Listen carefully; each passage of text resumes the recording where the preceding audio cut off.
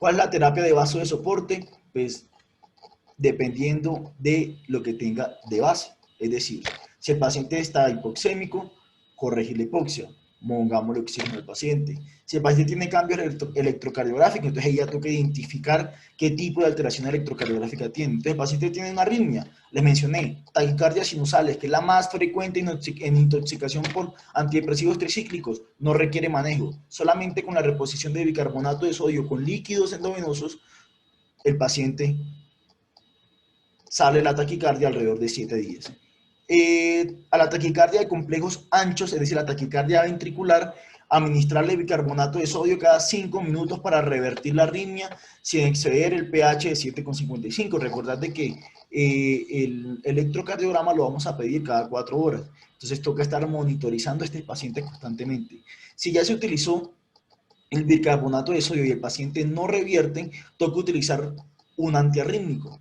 ¿Como cuál podemos utilizar? Por ejemplo, la lidocaína. ¿Por qué la lidocaína? Porque este es un antiarrítmico de clase 1B, es decir, es de disociación rápida. Él no va a actuar sobre los canales de sodio rápido y sobre los canales de potasio rápido. Entonces no va a alterar la conducción más de lo que el paciente intoxicado ya lo está. Se han reportado casos en los que la lidocaína es inefectiva, se han reportado casos en los que la lidocaína es efectiva, y para el manejo de la taquicardia ventricular polimorfa se debe utilizar sulfato de magnesio. Para los pacientes hipotensos, entonces, inicialmente, manejo de bicarbonato de sodio y líquidos endovenosos en una solución al 0.9%. Si el paciente no responde, aún sigue hipotenso, ¿qué medida tenemos que utilizar? Pues ya tenemos que utilizar un vasopresor. Preferiblemente utilizamos la norepinefrina. La ampolla viene de 4 miligramos, de 4 miligramos o 4 mililitros, de 4 miligramos en 4 mililitros, perdón, y la dosis es de 0.05 a 1 microgramo por kilogramo minuto. Generalmente se utiliza una dosis de 0,1 microgramo kilogramo minuto. Recordar que este tiene un efecto alfa-1 adrenérgico, entonces si se pone para hipotensos, que no van a responder obviamente al bicarbonato.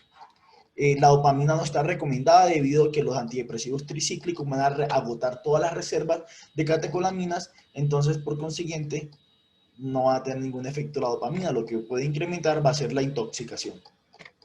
El glucagón a 1 miligramo endovenoso cada 4 minutos se ha utilizado para la depresión miocárdica y también para la hipotensión refractaria. No tiene tantos estudios. Realmente estos pacientes con norepinefrina resolucionan el cuadro. Y finalmente las convulsiones deben utilizarse benzodiazepinas. Recordar de que un paciente que a usted le llegue con una alteración de conciencia, una alteración del estado mental, perdón, convulsionando, taquicárdico, arrítmico, ensanchado con el complejo QRS, así usted le ponga la benzodiazepina que le ponga, el paciente no va a responder. Toca pasarle a ese paciente infusiones bolos directos de bicarbonato de sodio. Pero ya el paciente que tenga algún tipo de alteración del sistema nervioso central, una vez ya corregida la prolongación del complejo QRS, que ya tenga corregida las arritmias, se le puede iniciar benzodiazepinas. Se le puede iniciar diazepam, una dosis de 5 a 10 miligramos en adultos y una dosis de 0.2 a 0.5 miligramos por kilogramo en niños.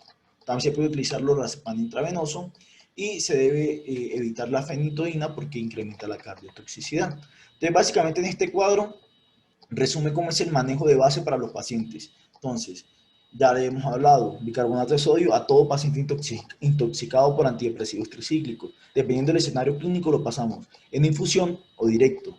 Lidocaína, el paciente que no me responde el paciente que tiene una arritmia y no me responde al bicarbonato de sodio. Toca pensar en un antiarrítmico, especialmente la lidocaína. El sulfato de magnesio lo mencionamos, la norepinefrina como un vasopresor, ya los pacientes que están muy hipotensos, y por último el diazepam y el propofol, que los podemos utilizar obviamente específicamente para el tratamiento de las convulsiones y alteraciones por neurotoxicidad. Finalmente, a todo paciente por una intoxicación por antidepresivos tricíclicos, toca hacer una valoración obviamente por toxicología clínica con un especialista y por psiquiatría. Criterios de remisión y pronóstico, entonces Si un tratamiento se hace oportuno, el paciente va a tener un buen pronóstico y el 60% de los pacientes permanece hospitalizados por menos de 24 horas. Estos pacientes generalmente asisten en urgencias, toca dejarlos en vigilancia, monitoreo constante de electrocardiograma, monitoreo constante de signos vitales. Paciente tras la sobredosis está asintomático, tiene que observarse por lo menos 8 horas en urgencia, ya lo mencioné. Solamente un 4% de los pacientes va a ir a la unidad de cuidados intensivos, es decir, solamente es muy bajo el porcentaje de pacientes que realmente van a llegar a una intoxicación grave. Y la mortalidad es del 1% en las primeras 24 horas si la intoxicación es mal manejada. Muchas gracias. Esta es la referencia bibliográfica que utilicé.